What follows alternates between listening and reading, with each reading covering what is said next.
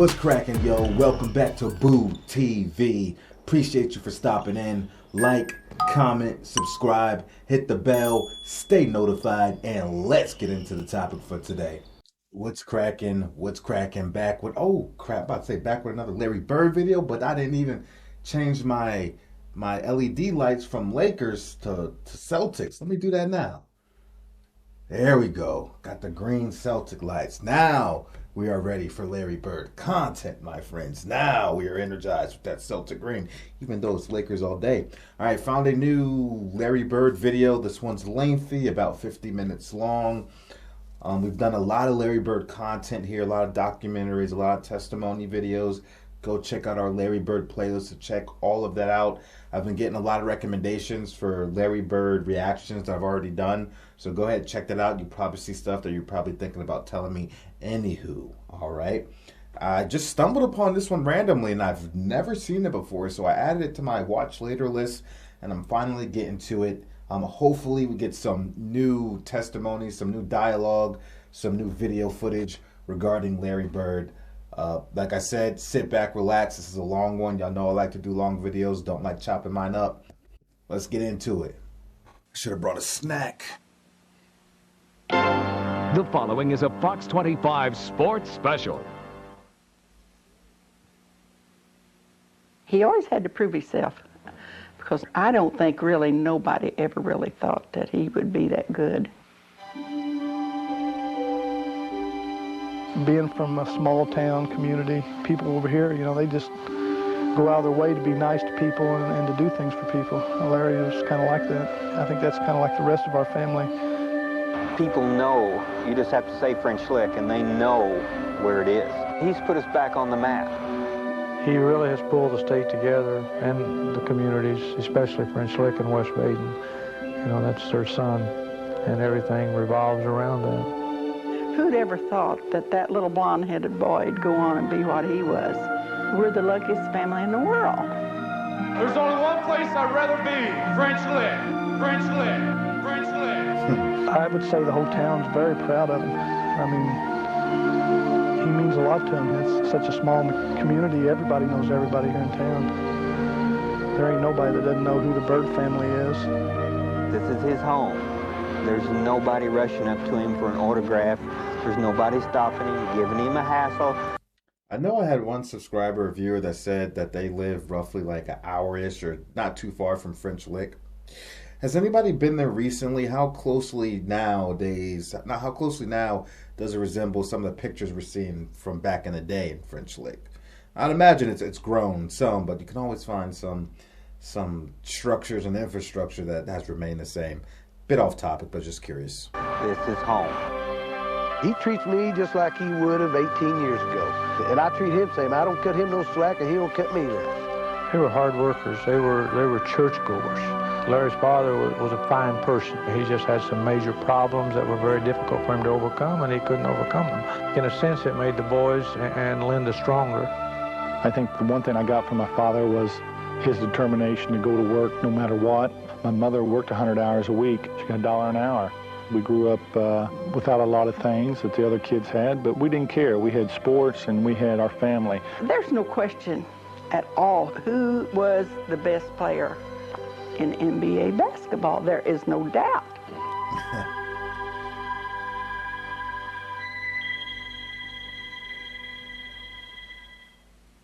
It's great editing. To fully understand the basketball genius of Larry Bird, you have to come back to its roots here in French Lick, Indiana.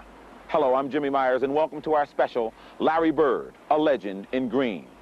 It was here in a close-knit community that Bird, influenced by family and friends, acquired the work ethic and values that would build a Hall of Fame basketball career. A very quiet boy, a very loving boy, a very good little boy. The other boys seemed like always wanted to be out doing something, but he more or less wanted to stay around the house, stay around with me and help me. And he wanted everything done right. I don't know whether I should say this or not, but we gave him a nickname of Mr. Clean. Larry, Mr. Clean. Not many people knows that, but he'd go out and play, and he'd come back in and he'd take a shower and change clothes. He could not stand to be dirty. He had to be clean, so we called him Mr. Clean.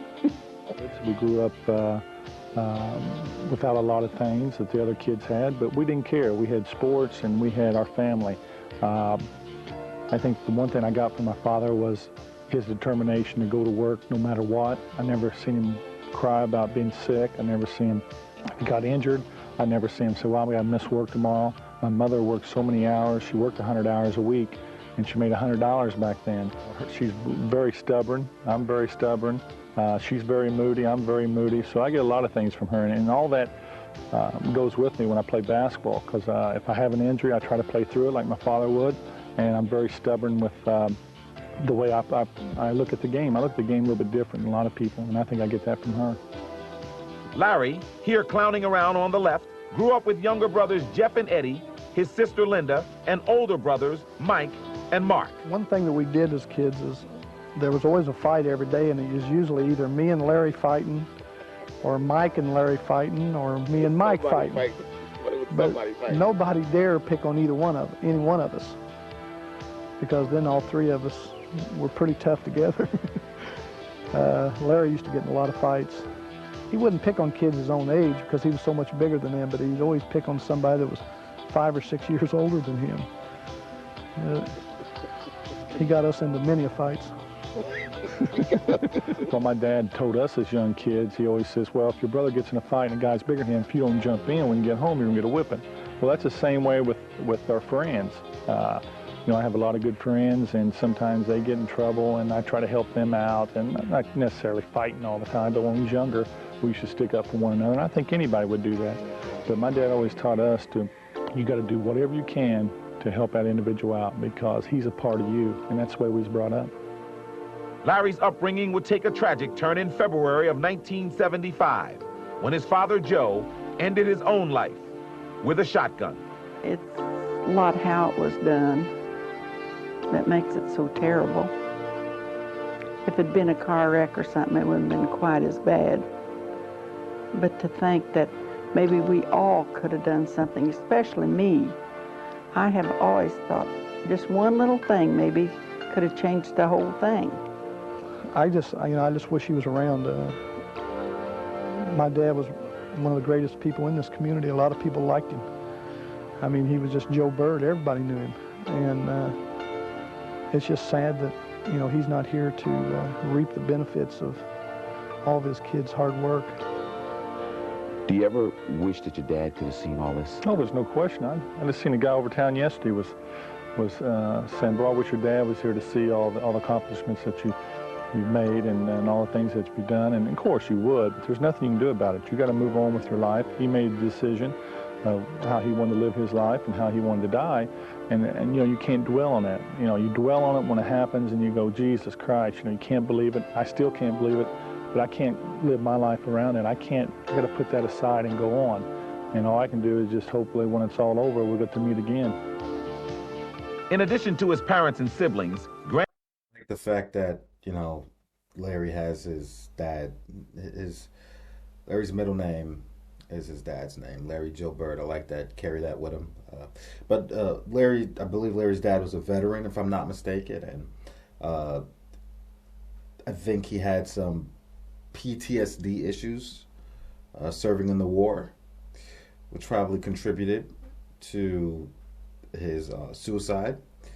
And also the fact that he was doing everything he could for his family, and he knew that they would get X amount of money in the event of his passing, and he wanted to leave them with something, and they were really struggling at the time.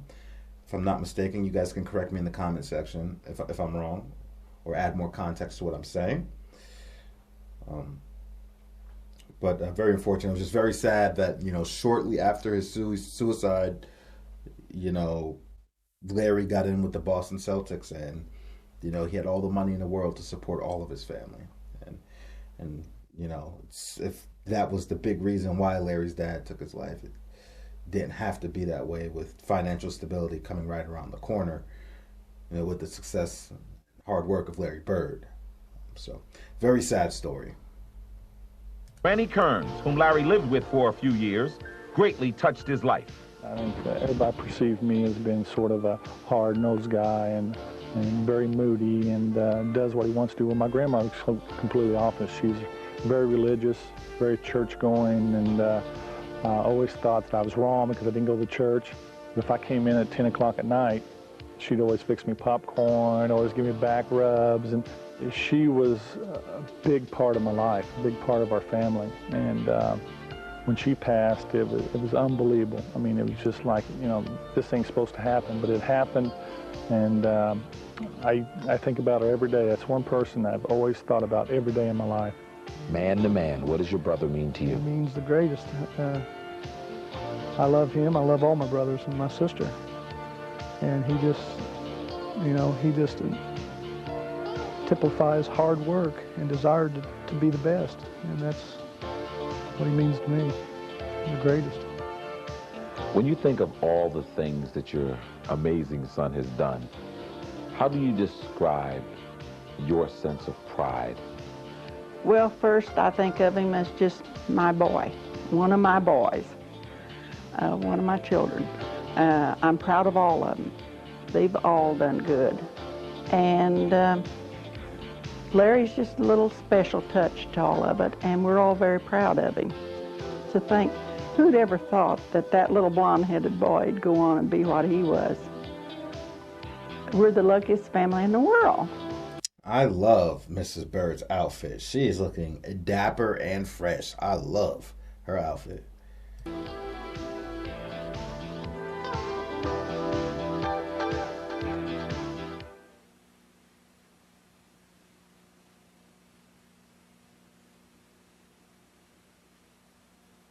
Suspense.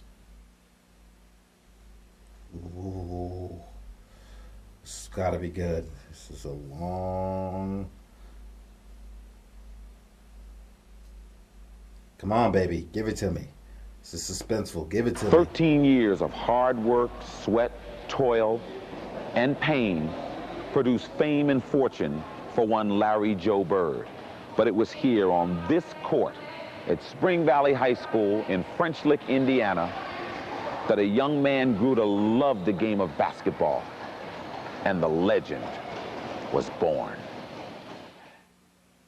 And there was many games we stepped down that court, and he'd have to get us up. He could psych us up. I mean, we would feel, you know, you look at a team there, and boy, we thought, boy, this, you know, we're playing a lot bigger schools than us, and Larry, I mean, he just had this thing. He says, boys, he says, we can do it. He said, let's go out there. He said, there ain't, you know, ain't nobody, you know, no better. And I tell you, he could get us up. I mean, he could make us believe it. And I tell you, nobody. That's dope. We get to see high school footage of Larry Bird. Do you see how much taller he was than everybody else? Still rocking 33, baby. Expected the year we had in high school, see, nobody ever expected it. But he had, and it was mainly due to his desire. He was a coach out on the floor with us. I can still remember it just like it was yesterday.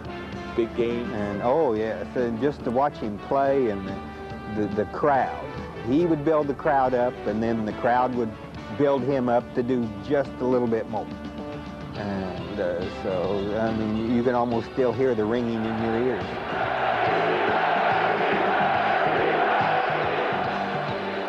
Two individuals were most responsible for Larry's development as a basketball player. The first was brother Mark, who began the number 33 tradition and preceded Larry as a star at Springs Valley. I think the one thing that caught my eye when my brother was a junior in high school, how much time he put into it to perfect his skills. Mark was 3 years older than me, and what happened was he just kept playing and playing, got better and better and better, and I sort of caught on, and finally figured that it took a lot of time to be good, and then I put the same amount of time in it, and I could see my game improve, and sort of got a kick out of it. Larry credits his first coach, Jim Jones, with instilling in him the fundamentals and work ethic that would symbolize his great career. He stopped by and gave you a couple moves to work on. He says, now I'll be back in an hour. We'll see how you did. Well, he might not come back for 4 or 5 hours, but you weren't going to leave because you want to make sure, you knew he was going to come back sometime. Then he might show up the next day, and he goes, well, I'm sorry I didn't show up yet, but After a while, I kept telling my buddy I played with all the time, I said, I think he's just doing that to keep us out here so we'll practice more. And come to find out that's why he was doing it. But he worked with us a lot. I mean, he put his time in. You don't find too many coaches like that. And I think that gave me a direction to go in. If he's going to work that hard as a coach, as a player, you should double your time to make him proud of you. I can remember as a very youngster, as a sophomore in high school, his ability to understand the situation and to make the passes were there. I've seen him make behind-the-back passes. I can recall one specific incident that we were playing, and the kid Larry was playing with as a junior was trying to break the school scoring record, and we had everybody out in a blowout, but he was in, and he was just wearing out because the kids couldn't get him the ball. And Larry, as typical, says, "Coach, put me back in, we'll get it." We put Larry back in the game, 3 passes, the kid has 3 baskets, and he breaks the school record. And to Larry, that was nothing. When did you realize that your brother Larry was going to be a special basketball player? The time that I thought that I seen Larry play and I thought, boy, this kid is going to be something, was a summer of his between his junior and senior year. And when I left French Lick here, Larry was about 6'3", probably weighed around 150, maybe 55 pounds. And he was a good, I mean, you could tell he was going to be a good athlete. He was going to be as good, if not better than me.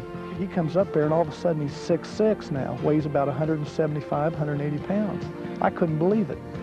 And me and Larry was on the same team with our other friend that came up, and we just dominated. We started about 5 o'clock and played till about 9:30, 10 o'clock. We never lost a game. And that's the day that I just knew that Larry was destined for something better than, you know, than anybody could imagine. I think that was the first time that I can remember that Larry ever beat me one-on-one. I mean, you know, he just couldn't do it. I always had that psychological edge on him, you know, a little bit more quickness than him. But now all of a sudden he's got this height, you know, these drives to the basket anymore where I could just shoot it up over him. You know, I was getting him knocked back in my face. It was scary. 1973-74, Larry Bird's senior year in high school. State's leading scorer, state's leading rebounder, leading his team to the championship game in the regional. Larry's accomplishments at Springs Valley lured college recruiters to French Lick. Public sentiment persuaded him to choose Indiana University and coach Bob Knight. I think my dad was the biggest influence on Larry going to IU. Really? Yeah, that's all he talked about was how good he would look in a red blazer, you know, or, you know, in a nice red suit, a crimson suit that IU's colors. He didn't want to go to IU in the first place. The night that Bobby Knight came down to talk to him, he said, "Mom, I don't want to go up there. I do not want to go." And he said, I said, "Well, Man, I love Mama Bird. why are you going somewhere you don't want to go?" And he said, "Too many people are depending on me." That's all they said. And he said, "I'll let too many people down." So he goes. Larry stayed at IU for less than a month and returned home to French Lick. He took a job at the streets department, but his love for the game never wavered. So this is Larry's famous practice court? Yeah. What was going on here? I just nailed this bucket up with the whole bottom out of it and nailed it up here and like this and stood out there and shot balls in it. With this low ceiling, he stood up here. Yeah. How long did you shoot sometimes? All through dinner time. Every day, just. Yeah. You see that? That is love of the game right there.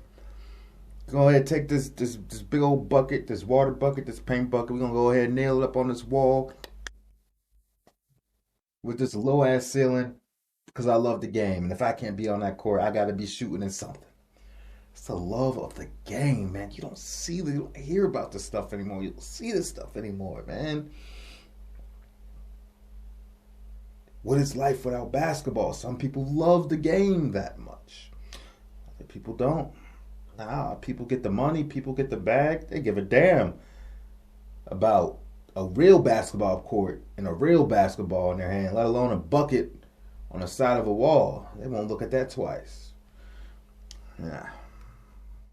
Larry enrolled at Indiana State the following fall, and 3 years later led the unheralded Sycamores to 33 straight wins before a championship loss to Michigan State and Magic Johnson.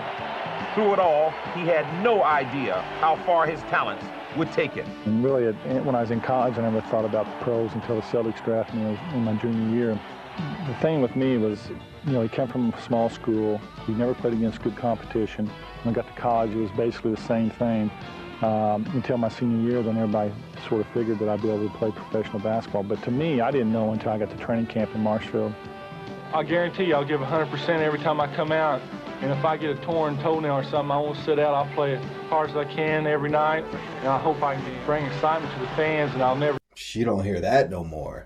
I promise you, no matter what it is, any injury, torn toenail, whatever, I'll still be out here playing. You do not hear that anymore. You don't see that anymore. Goddamn, these players be healthy and they still don't play.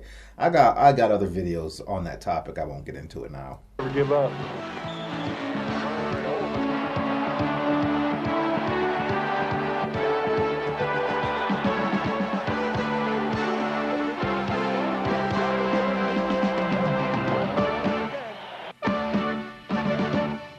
Legend in green. All right, here we got another nice little delay before we completely transition into the next tidbit, if you will. Nice to meet you guys. I'm Boo. When Larry Bird left behind the towns of French Lick, West Baden, and Terre Haute, Indiana to come here to the city of Boston, the hopes and dreams of an entire franchise were pinned squarely on his shoulders. Anointed as the team's savior, Larry would indeed salvage and restore the pride of the Boston Celtics. I never really knew what was going on in Boston when I was in college. They drafted me as a junior. I decided to stay in school. Later on, I found they was writing a lot of articles. They was following my career. They had some games on TV out there. But I really never knew what I was getting myself into. Thank God. I mean, it's great that I didn't. When I went out there with a fresh mind, just knowing all I had to do was play basketball for a living. I think the big eye-opener was when I walked in the first practice and Cedric Maxwell and Curtis Rowe and Sidney Wicks were there, and I could hear them sort of rumbling, you know, like, here's our savior, we got to watch out this. And that fired me up right there because I knew I had to go in there and establish myself right away. I couldn't wait 2 or 3 weeks to get a feel. I had to go in and play well the first 2 or 3 practices, or they wouldn't have no respect for.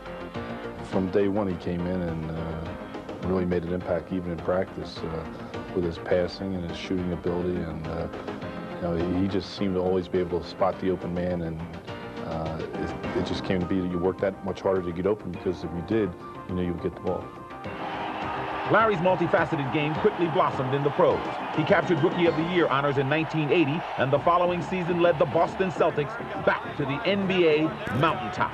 Well, 81 was very important because I wanted to get the first one on my belt because the Magic had one. I thought it was very important because we had a young team and we had to establish ourselves right away. You can come in second or you can come in third all you want, but you got to win a title to get respect. Larry was now respected as a superstar in the league, but a tumultuous 4-game sweep by the Bucks in the '83 playoffs proved to be a turning point in his career, prompting him to rededicate himself to the game. I'm going to punish myself as far as playing basketball. I'll take off a couple of weeks, and I'm going to go at it as hard as I possibly can. And you know, they can always say you'll be burnt out or you're going to be this. Well, I'm going to wait till the day I get burnt out from basketball. I want to win an NBA championship, and I'm going to start in a couple of weeks from now. I was very embarrassed the way we performed in the playoffs. We had a lot of bickering with the coach, and the players wasn't getting along with each other. That's what usually happens. If players don't get along with the coach, they start bickering among each other. I'm glad he's talking about this, because in that series where they got swept by the Bucks, I didn't know all this stuff was going on in the locker room. And this stuff does happen in locker rooms, but sometimes you don't hear about it. Some teams and players, they do a really good job at keeping it in the house, and it really never gets out. But I'm glad he's talking about it, because I didn't know that was going on in that Celtics locker room. And you know, it was just a bad year. I mean, we started off well. You could tell we was missing something. And after the season was over, we got embarrassed in Milwaukee.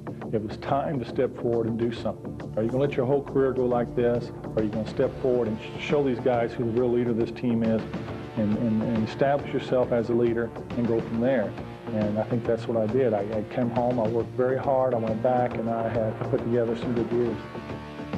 Some good years translated into 3 consecutive Most Valuable Player awards and 2 more NBA championships. The first of these titles would come in 1984 at the expense of the hated Lakers, and on a Celtic team that made a habit of winning the big one. When it come down to one game, I don't think there's ever a better team in basketball than the Boston Celtics that year, because we knew that we had enough good players that could play together, stay within the framework of what we was trying to do, and win the basketball game. As you remember, Sir Maxwell, get on my back, boys, and I'll carry you to the final. That's good enough. If he thought he could do that, give him the ball and let him do it. I mean, nobody else was going to stand there, well, I can do it too. Hey, Cedric said he can do it, let's see if he can do it. And that's how we felt about each other. How Larry felt about old Full Magic Johnson was another story. New heights and dominated the mid-'80s, but not until 1987 did a lasting friendship develop. When we first came in and we didn't speak, we kind of had a little rivalry, a little thing of I don't like you, you don't like me, that whole thing. And we were on a commercial shoot, and there was a lot of dead time. And on that dead time, we just started talking. And, you know, we said, hey, you know, we ought to stop this. We can be heated rivals when we hit the floor, but off the court, we can talk and be men and really rap to each other. We sort of found out that we have similar backgrounds. You know, his dad worked very hard, and he used to go with his father to work. He loved the game so much, and we like a lot of things that other people would never dream that we'd like. And I think, what? Fishing? Well, yeah, we go together. We go fishing together. We go mess around, shopping, you know, walking through malls or movies and stuff like that. While Magic Johnson represented the opponent he most feared, Larry would tab Dennis Johnson as the best he's ever played with. DJ could always take his game to another level. No matter how the opposing team was playing, he could take it to that next level. A lot of players can't do that. A lot of players sort of max out. DJ always seemed to take it to another level. Like I said, when DJ started driving the hole, he played a different game. And he never missed free throws. You know, you hardly ever see him miss free throws at the end of the game. And get the ball in the people's hands that were getting the job done. Very intelligent. Everything just fit right as a glove when it pertained to me and Larry, and all the passes that I made. I mean, anything that we did, it just worked. I mean, we can go back to the steal against Detroit. He makes the steal, I make the cut, I make the basket. He passes to me. One of the few times, I might add, he passes to me too. Now there's a steal by Bird. Underneath the DJ, lays it in. Right at 1 second left. What a play by Bird. Bird stole the imposing pass. Laid it up to DJ. DJ laid it up and in. And Boston has a 1-point lead with 1 second left. Oh my, this place is going crazy. But always remember, Larry Bird came to win. He didn't come to play, he came to win. He'd play hurt, and also, Larry Bird, in my opinion, was the most highly self-motivated athlete I ever saw.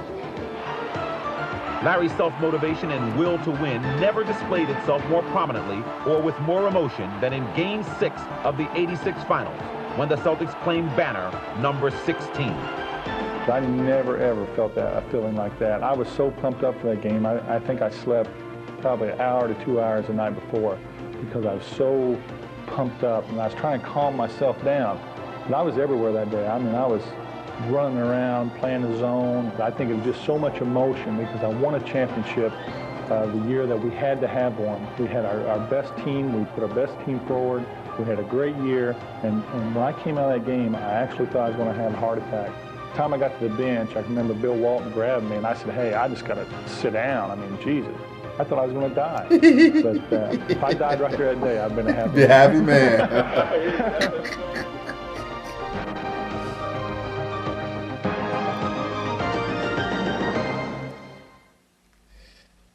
I'm loving this documentary so far, and one reason I am is there is a bunch of new videos, commentary, testimonies, a bunch of new stuff I have not seen yet in this one, and we're only about halfway through, baby.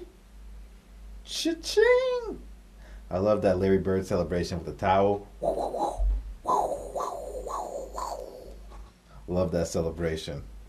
One of my favorites. In 1980, when the Boston Celtics traded for Robert Parrish and a draft pick which became Kevin McHale, no one could have imagined the glory and camaraderie to follow.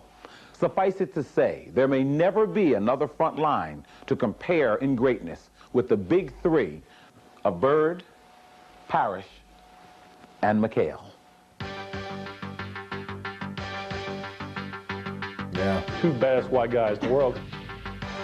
So I see Robert put that pick and roll with Larry, and Larry threw that bounce pass and cheap and dunk it. And I say, I've just seen that play a million times, and no one still can't stop him.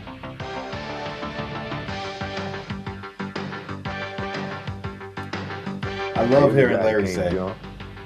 He's not the fastest guy in the world, but he just beat guys on fundamentals. Ooh.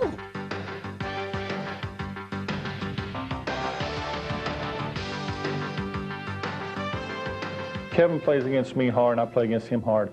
I try to push him to the limits, and he tries to push me to the limits.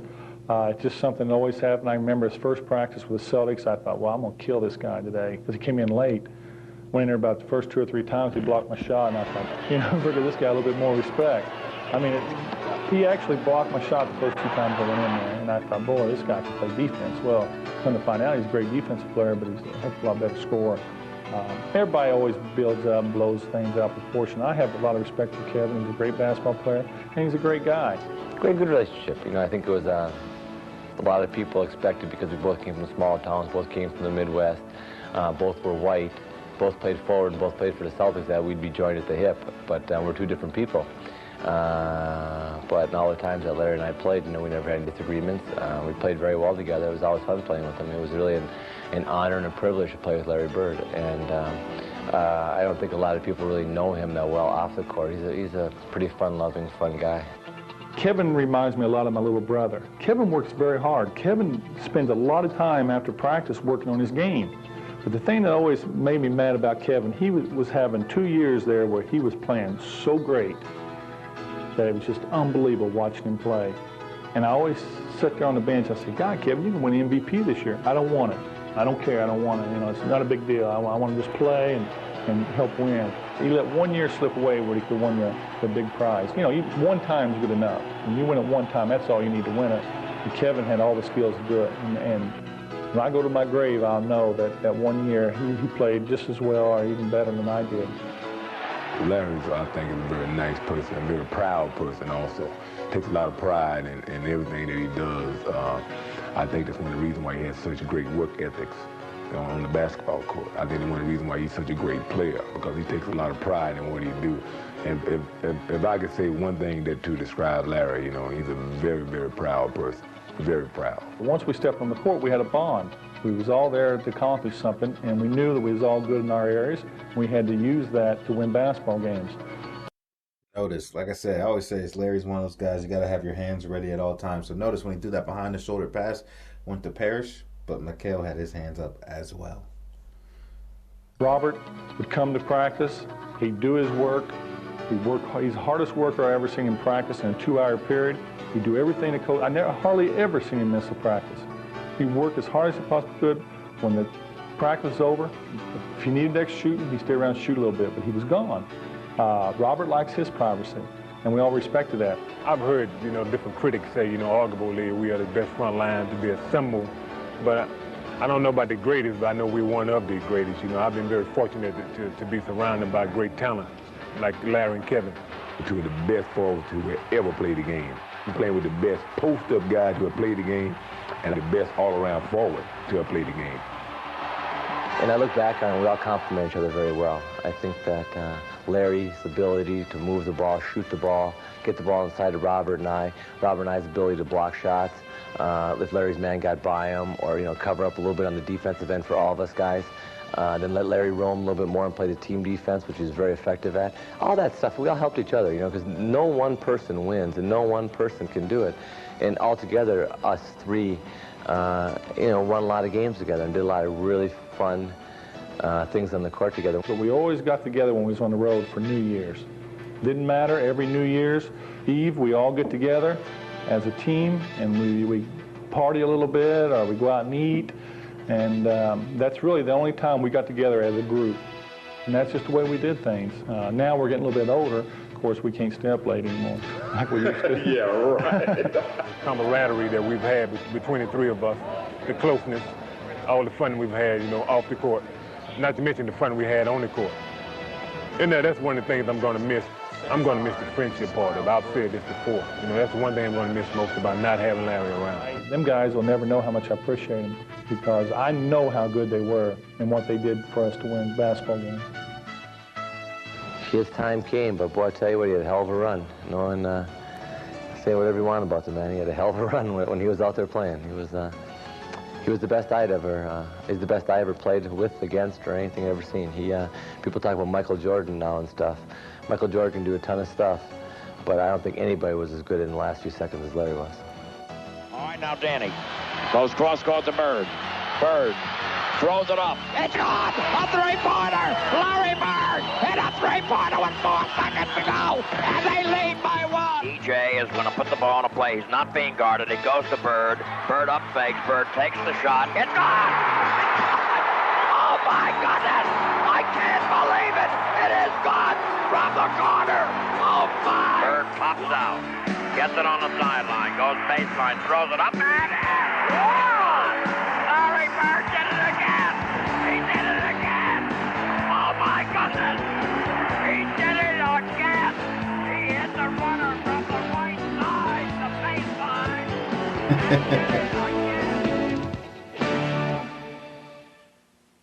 I could listen to Johnny broadcast and commentate all day long. He has catapulted himself to probably my favorite broadcaster. Bang! He did it again! Oh my! I can't believe what I just saw! Bird! Now you're going to free Bird! The Celtics win! Respect, rest in peace. It's Johnny Most, man. Larry entitled his autobiography, Drive, and perhaps no word better captures the competitive spirit and abundant pride in the man. For 13 seasons, we sat in these seats in the Boston Garden and marveled at his magic on the court. While deep down inside of us all, there was always a sense of wonderment as to what made this private and dedicated athlete tick. I can remember working out in the summer times for 3 and 4 hours a day, and people would say, well, why do you put so much time in? You know, the other guys, I know other guys don't even play. That's the way they look at it. I want to be in the best shape I can be in. I want to go back, and I want to have a big year, and I want to earn my money. I want to earn my money like everybody else should, and that's what kept me motivated. I think every time I got a new contract, that motivated me to play harder and work harder. Look, because I hate you seeing have to that live up to injury. it. Getting the money's one thing. Earning it's not that easy. I mean, you got to go out there every night and play as hard as you can. The fact he went in the locker room and came back out and finished the game after smashing his face on the floor. Bro, ain't no concussion protocols and all that stuff they have today. Anthony Davis getting took out on a wheelchair these days over something not nearly as egregious as that. Larry said, man, take me out, give me a cold one. I can't remember if he actually drunk beer, but in between that and then coming back on the floor. But you get what I mean. You get what I mean. Give me a cold one. Get back out on that court, baby. Let me go win this game. And that was Larry in his twilight years, which was still an all-star. Don't get me wrong. Still an elite player. Or the fans will get down on you, and that's one thing I didn't want him to do. Larry was a driven man, you know, because he wanted to be so good. You know, people said that he was a very good ball player, and I think that's a reputation that he wanted to live up to. Matter of fact, I think he was just afraid of failure. You know, he had this burning desire to be successful, you know, to be the best. Larry's the type of guy, you just don't play anything for nothing. It doesn't have to be monetary, it's just the idea I beat you. I can recall an incident. He was at our house. My daughter was pregnant, and we were playing ping pong in the basement. She beat him. He liked to kill her. He strung her over that ping pong table till her little legs wouldn't move. But that's Larry's competitiveness. In high school, Larry was slower than palm water, man. I mean, he was slow. Slower than palm water? Oh, he was slow. We went down there one night, got on the track, and decided to race. And this is when he got in the pros. And he said, I think I can beat you now. And I said, no, I don't think you can. We went down there and raced. By God, he beat me. He outran me in 100. He outran me.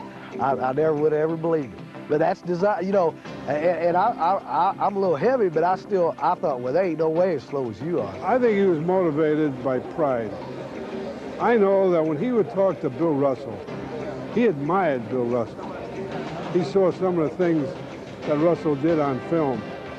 And just by talking to him, because Bill Russell was so bright, they had great conversations, and he admired him. And I love Larry for that, because Larry, believe it or not, had a lot of humility. Larry's humility and appreciation for consistent greatness allowed him to draw inspiration from another legend of Boston sports. Well, I really don't know why Bobby Orr, but the guy was so awesome. And for some reason, I started looking up there earlier in my career when they had his number up there. And every time I see it, I just focus in on it. And I can always remember the shot, every game where he flipped the one backhand and dove across the ice. And for every Celtic game, when I look up there, that's all I think about. Plus, I always look at our three banners at the end. That sort of got me fired up for the game. That was like the icing on the cake to get myself prepared for the first of the game. During a game, Larry emerged as the ultimate extrovert, with flamboyant passes and an open display of emotions. Off the court, however, he often shunned the glare of the spotlight. I don't like to be around big crowds. I just never felt comfortable being around a lot of people. The one thing that I never had any schooling. When I went from a small town, I really never left this town when I was a kid. We never had a family car. We never had, vacations together. So when I went to college, and I started dealing with the press. Once we started playing and winning, all of a sudden the press come in. I never had no tutoring and all that. So I shied away right away. And I'm still a shy person, but I let more people come around me as far as the press. I go to functions, but I don't like to do them every night like some people. That's just not my style. I don't know why. I think it might be the shyness. People can say what they want, I don't care. But I enjoy being by myself and being with my family. Larry's extended family includes the people of French Lick and West Bay. He is unquestionably the source of tremendous civic pride, but in this community, he is admired as much for who he is as for what he has accomplished. This is his home. There's nobody rushing up to him for an autograph. He jogs, he rides his bicycle back and forth along the highway here. There's nobody stopping him, giving him a hassle.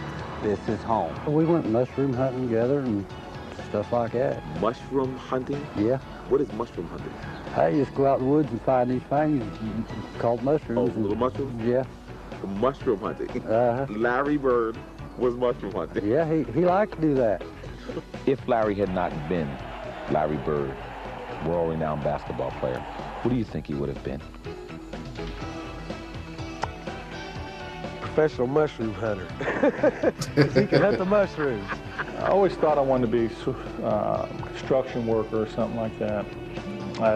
Growing up in a small town, I never was real good with my hands, but when I was in high school, I worked for the gas company, and we always laid gas lines in and stuff like that. And, that was all right, but I always wanted to get to the big pipes, use the backhoes and the dozers and all that stuff. Wait. That's the greatest understatement you ever made in your life. I wasn't good with my hands. Are you serious? Well, I mean, as far as a carpenter, I couldn't build things, and I'm not very good at fixing things, but as far as digging big holes and laying pipe in, I can do that. Bird pops out against Norman, launches. Take it home. That'll do it. I forgot to tell Mr. Allback, but I would have played for nothing.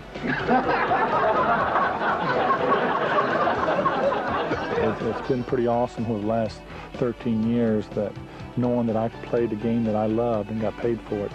I always say, well, I would have played for nothing, but I don't know if I would have done it because you have to travel and you have a lot of injuries. But the one thing that I do know is that it's a game I love and I got paid well for it, and I'm just sad it's over. Not because of the money, it's just because I couldn't go out the way I wanted to go out with the championship. I think a lot of players... I would like to play a little bit longer, maybe a year or two more, but there's just no way possible I was going to be able to do that. So today I'm retiring, and I'm still going to be around, but not in the capacity I once was. So as far as I'm concerned, I gave my heart, my body, my soul to the Celtics, and hopefully we can continue to have a good relationship. If there is any more basketball to be played in Larry Bird's life, more than likely it'll be played on this court that he built at his beautiful home in West Baden, Indiana. But retirement from the NBA does not signify an end for Larry Bird, only a beginning of a new life to be shared with his wife Dinah and their son Connor. Probably the best mate anybody could ever get, because there's been a lot of nights where we sit up and watch basketball games over and over. There's been a lot of nights where there's been a lot of sadness in the house when we lose big games, and she fought right through it with me, but she went to support every game that I played in the Garden. She never missed a game. Beautiful wife, Larry. Got you a beautiful wife there. Look at her. Gorgeous. Gorgeous. Love her eyes, love her smile, love how she dressed, love her hair, and love them earrings, Larry. You got you a good one there, Mr. Joe Bird. Got you a good one. She's just a very, very sweet lady, and I tell you, I'm very lucky after almost 17 years now. With all the things I've done. It's been tough on her, but we got through it, and now it's her time to shine. We're going to do a lot of things now. She loves to play tennis, she loves to run and play golf, so now we got time to do all that stuff. With my man Connor. With our man Connor. He's special to us. Very special. He's a gift from God, and we enjoy him so much. He's a big part of our life now, and we can't wait till he gets moving and grooving. So, but we almost have a little problem in Barcelona. He wouldn't sleep at night, so we didn't know what we was going to do. But we're home now. He's happy. You know, the one thing I'm going to try to stress is, you know, he's going to have to make a decision what he wants to do. I don't know if it's basketball, football, or if he wants to be a lawyer, or if he wants to be a gardener, or whatever he wants to do. He's going to have to put the time in to do it. He's going to have to make sure that he knows what it takes to do that job. And I guarantee you, the one thing he's going to do, if he does it, he's going to put all of his effort into it. Because that's the way I was taught, and that's the way I'm going to try to teach him. While Larry, Dinah, and Connor will now spend their lives comfortably in the French Lick West Baden area, the past 5 years have been filled with the pain and frustration of injuries. Larry tore both Achilles tendons, then underwent surgery on both heels in 1988. Soon after, he suffered the back ailments, which would necessitate his early retirement. The back injury, it was different. Achilles wasn't going to beat me, but the back's got me. I mean, there's no question. Some days it's pretty rough, and other days it's pretty good, but it got me. And then when it hit me hard. I was never in great shape. I couldn't get up and down the court like I wanted to. I always felt that I could that once I had surgery and I was feeling good, I could get back to where I was at because I can get myself in shape and I can prepare myself. But once my back started acting up again, I couldn't do that. And after that, it was all downhill, because if I can't practice, I can't play the way I want to play. He was in a lot of pain, at least when I talked to him. On a lot of occasions, he'd say, "Oh, my back feels great today," and I'd call him 3 days later and he couldn't even get out of bed. It was hurting so bad. Listen, I have back trouble all the time, and my back hurts continuously, but I wished it could have been mine. I wished it had been mine. Oh. And let him went on for, he'd had 3 more good years of his back. You know, the elbow got okay. The heels got okay. And I prayed and hoped that his back, I really thought his back would be better. That is a mother's love right there. I felt that when she said that. I wish it was me. I wish it could have been me. Let my baby play. He got many more good years left. Let my baby play. I feel that, Mama Bird. I really thought that his back would be healed too. Enough where he could go out and play. At least 1 more year. Despite the pain, Larry participated in the Barcelona Olympics. The gold medal triumph served as the crowning achievement to a brilliant career. I didn't know if my career was over at that time, but I looked around and I smelled the roses. I was very proud. I haven't had an opportunity to play for my country in a long time. I had an opportunity to do it. And it came at the end of my career, and yeah, you're right, I was very, very proud. I'll just have to say now, everybody's got their favorite player and everything, but there's no question at all who it was the best player in NBA basketball. There is no doubt. and it's Larry Bird. I don't care. I'm prejudiced, maybe, but I mean, all-around player. Now, there'll never be. I don't think anybody will ever be like him. Are you worried now that a major part of your life is stopped? That you're not Larry Bird's player present here now. You're Larry Bird retired, different sort of guy. Good. That's the way I want it. And to be left alone. Yeah. You know, I'm sure, you know, in Boston, it's different. I mean, if you play professional sports in Boston, you treat your fans right, they support you, and you show your affection to them from your heart, they'll follow your career till the day you die. Just look back at all of that. John Havlicek, Carl Yastrzemski, you know, just everybody. And I was very fortunate to be able to go to Boston and play basketball. I was received very well. The fans come out and watch us play all the time, and that's all you can ask for. And to show our respect to them and just say, hey, all you can do is say thank you very much for making all of our careers great.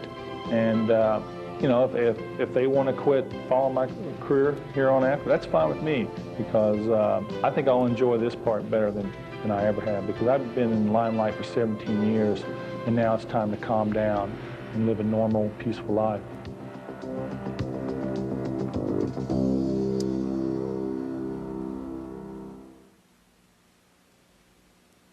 Says a lot.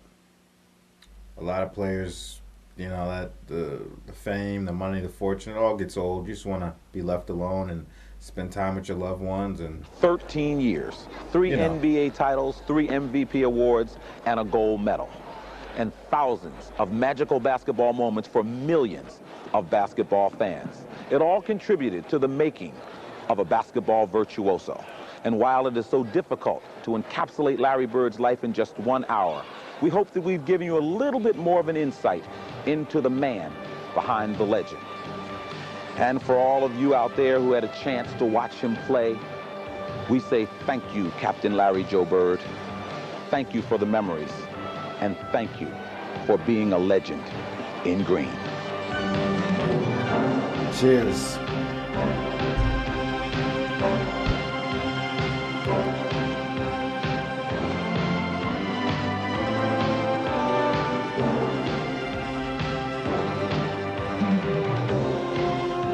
Tough pass.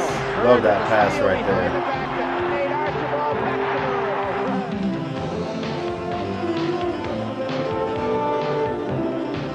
Larry Bird. That offers his own shot. Oh, I love that play so much. Oh, so tough.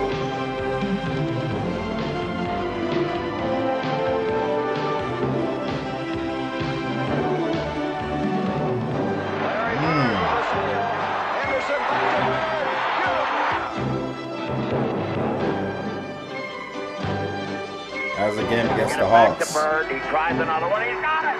He's got it. Right at the buzzer. He's got 60 points.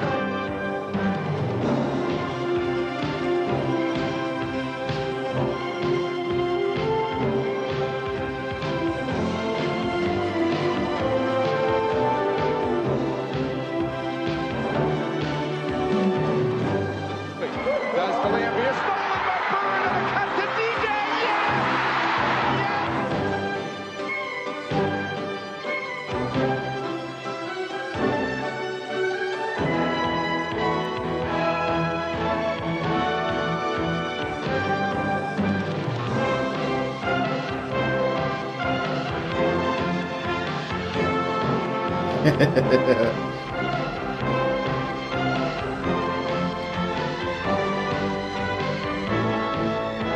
Yeah, I think he had a red cigar in his mouth.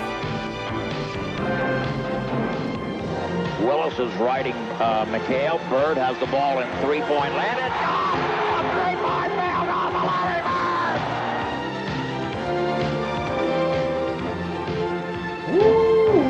And Bird drives, lays it up. It is gone! It's gone! A stumbling, falling shot.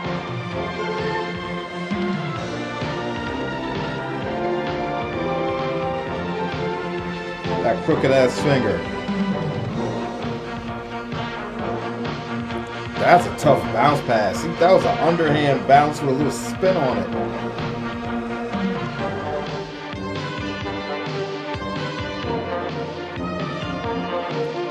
Okay, I see you with the putback dunk.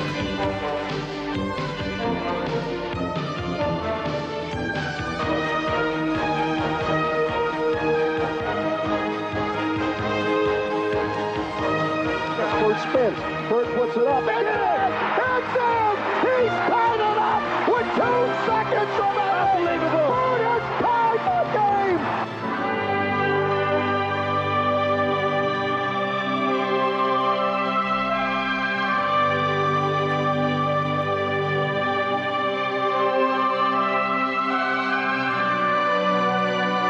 That's a high archer.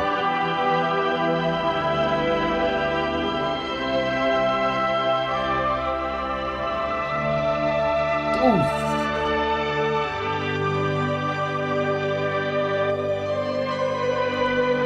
Man's a machine. Man is a warrior. A warrior. One of the ultimate warriors of our NBA. Fantastic documentary. Fantastic testimony. Fantastic interviews. Fantastic dialogue. So much new footage. So much new commentary that I hadn't seen yet. Some cool new insight from the beginning. They took it down to family, down to retirement, you know. And I really loved a little tidbit about, you know, his wife. For players, I don't think people really realize, for people that, especially players that play long NBA careers and they have wives and they have family, the family sacrifices so much, especially if they're married to one of these players, especially if their father or their husband is one of these players that are so driven by the game of basketball and really dedicate and squeeze everything out of them to the game of basketball. Those are the families that sacrifice the most. And when their time is up playing, a lot of players, as Larry said, this is her time now. This is my family's time. Everything we do now is for them. They let me pursue my dreams. They let me pursue my career and supported me and sacrificed, and now I will do the same for them. And it's their time. I think it's beautiful, and I think really that's how it should be. And I know there's been a lot of pro athletes who've had marriages fall apart because they couldn't let it go, or when their time was up playing, they didn't want to sacrifice and do things for the family or do things that their significant other wanted to do. I see it happens a lot, actually. And, you know, it's a tough situation to be in. It's very much similar to a military spouse, what they have to go through being with somebody enlisted in the armed forces. So I really like that tidbit. I really did. And I loved all the insight, man. I actually thought it was funny when Larry, hearing Larry say that him and Mikal were the baddest, what do you say, the baddest white boys on the court, the best white boys on the court. I chuckled. I was like, yeah, you ain't wrong, Larry. You ain't wrong. You ain't wrong. Hands down, the 2 best white guys, and better than most of any other ethnic representation on the court as well any given night. So no question about that, but hands down. Shit, you and Mikal, bad boy. Ooh, that Larry Bird and Mikal Parrish front line, my God. Talk about a front line, bro. And then that year, 2 years? How many years Walton played with him? Yeah, Walton coming off the bench. Beast mode, bro. Beast mode. Beast mode. That is a front court, brother. That is a front court, my brothers and sisters.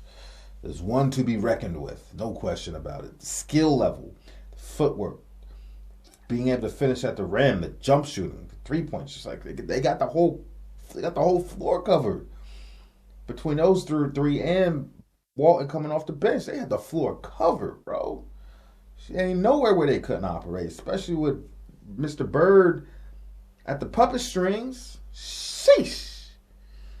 Yeah, but dope. I really enjoyed this one. This one was good. This one was great, actually. Digging all the vibes. And Mama Bird, man, how much more can you say about Mama Bird, man? She's such a sweet, sweet lady. Beautiful lady, sweet lady. Loves her family, loves her son. And one thing I really loved that she said, when they asked about, Larry as compared to her other children, she said, obviously, so many people can get wrapped up in it and, take the one that had the most, prominent success, NBA star, all the millions of dollars. I don't know if they were making millions back then, hundreds of thousands, at least $1 million at the minimum. But, she didn't really prop them up on a pedestal. She said, all my children, they all took different walks of life, man, different paths. And they were all successful, and they were all great at what they did and what they wanted to do. Larry had a little special touch to him.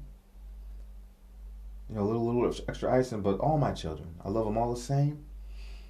And they were all amazing at what they did. I love that. I don't have any kids. But if I am ever blessed to have kids in the future, I would love all my kids just the same no matter what. And my parents, they've told me that to my brothers and sisters. I love you all the same. You all are vastly different, vastly unique. All have done different things in life. But I love you all the same. I love it. I love it. Anyway, y'all let me know what you think about it. Like, comment, subscribe, hit the bell. Go check out our Larry Bird playlist, reaction video playlist. We got Larry stuff, man. We got Michael Jordan stuff, man. We got Kobe stuff, man. We got Magic stuff, man. Bill Russell stuff, man. Wilt Chamberlain stuff, man. Old school and new school NBA. Check it all out. Take care. Be blessed. Shout out to the Bird Gang and Celtics Nation out there. We out, baby.